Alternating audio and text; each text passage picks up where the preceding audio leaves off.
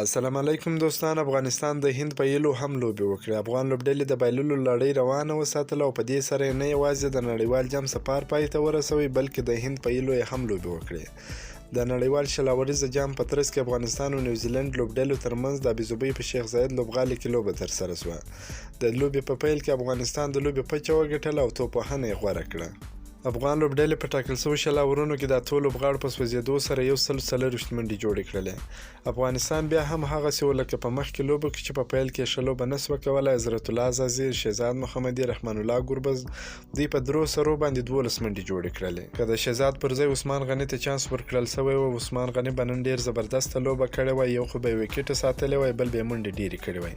هغه د شل اوریزو دپاره یو ډېر بهترین اوپنر بیټسمین دی، خو بیا هم هغه ته چانس ورنه کړل سو. په دو حشمت شایدي باندې صرف اوبه چلولې. ورپسې ګلبدین نه 15 منډې جوړې کړلې. نجیب الله زدران هم ډېره زبردسته په زړه پورې لوبه وکړل. په 48 بالونو باندې 23 منډې جوړې کړلې چې ډېره یو شانداره لوبه یې نندارې ته وړاندې کړل. که چیرې نجیب الله زدران داسې لوبه نه وای کړې، افغانستان به په 80 منډو کې ټول هاوټ سوی وای.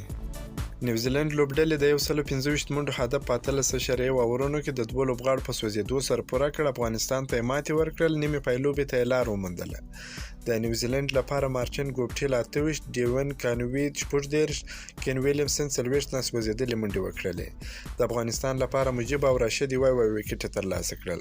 که مو دا ویډیو خوښه شوې ویډیو در سره لایک کړئ. که په دې چینل کې نوی د چینل هم در سره سبسکرایب کړئ. د نور تازه معلوماتو لپاره هم زموږ سره اوسئ. تر بلې ویډیو پورې د الله په امان.